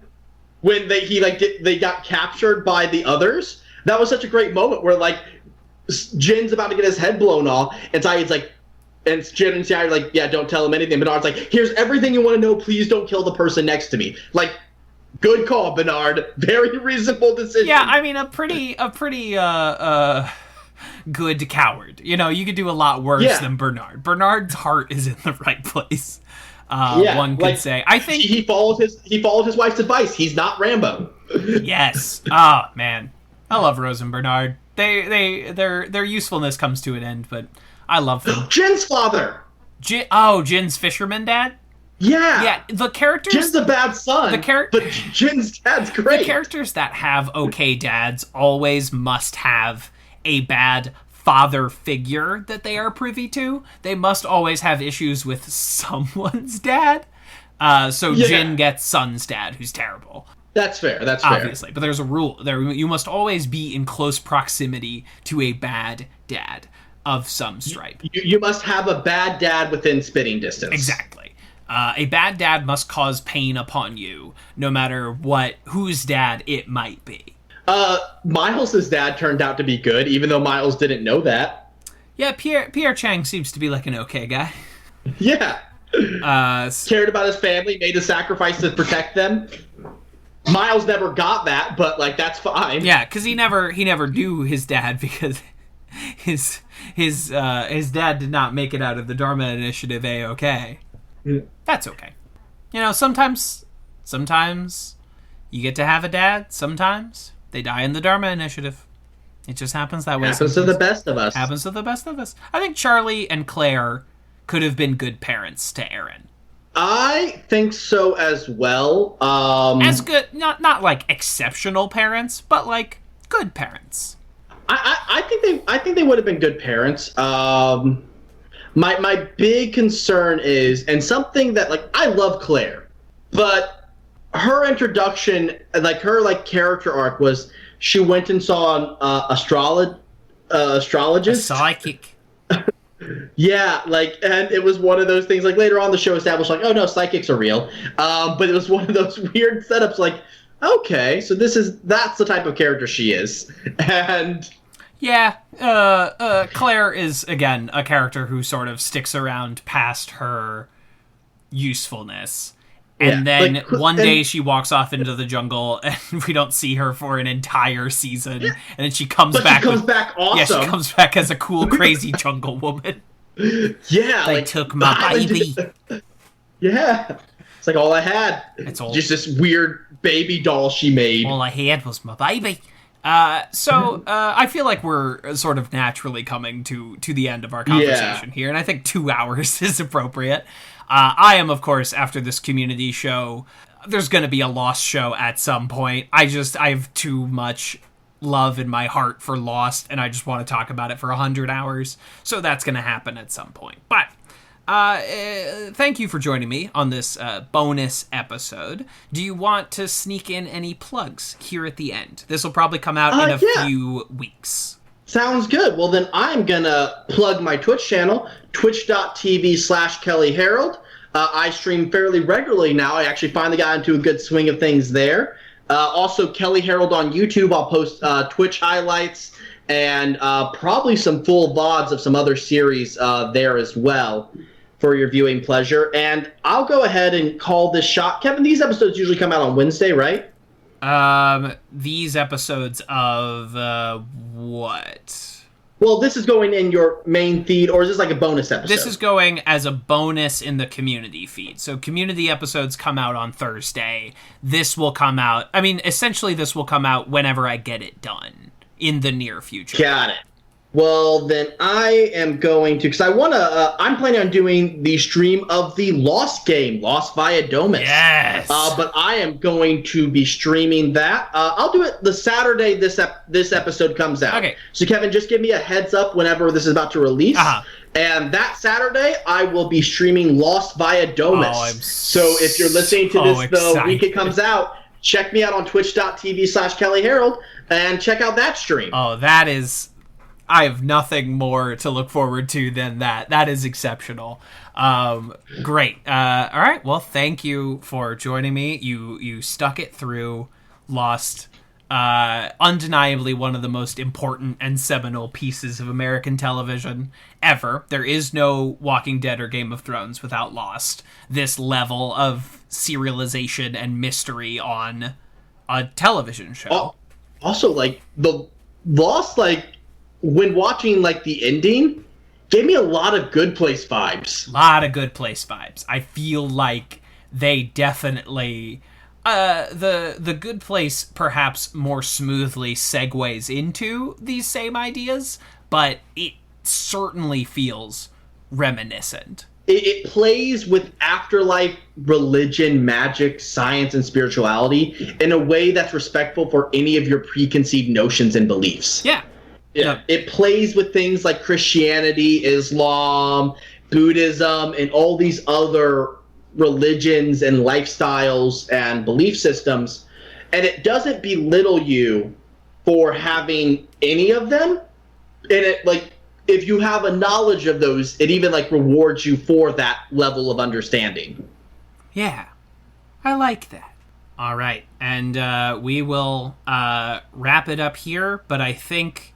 at the end of this episode, we have conclusively proven that Lost was good, and everyone's wrong. Lost was good, everyone's wrong. If you didn't understand it, watch it again and pay attention this time. Pay attention this time. And you know what? Start over from the beginning. Do it. All right. Peace! I don't know how you sign these off. Well, Lost, that's not it. We're going to put in that, like, sound effect at the end of Lost where it's like... X gon' give it to you. Fuck, wait for you to get it on your own. X gon' deliver to you. Knock, knock, open up the door, it's real. With the non-stop pop out, I'm stainless steel. Go hard, getting busy with it. But I got such a good heart that I make a motherfucker wonder if you get it. Damn right, and I do it again. Cause I am life, so I got to win. Break bread with the enemy. No matter how many cats I break bread without break, who you sending me? You motherfuckers never wanted nothing but your life saved. Bitch, and that's on a light day, I'm getting down. Your stare was holding, ripped jeans, skin was showing. Bitch, please, if the only thing you catch there was came out to play, stay out my way, motherfucker. Gonna rock, you be gonna fall, you be let it pop, don't let it go. X gon' give it to ya, he gon' give it to ya. X gon' give it to ya, he gon' give it to ya. If you gonna rock, you be gonna fall, you be let it pop, don't let it go. X gon' give it to ya, he gon' give it to ya. X gon' give it to ya. So call me maybe. If you gonna rock, you be gonna fall, you be let it pop, don't let it go. X gon' give it to ya, he gon' give it to ya. X gon' give it to ya, he gon' give it to ya. If you gonna rock, you be gonna fall, you be let it pop, don't let it go. X gon' give it to ya, he gon' give it to ya. X gon' give it to So ya. call me maybe. This has been a Talkback Podcast. That was quite a show.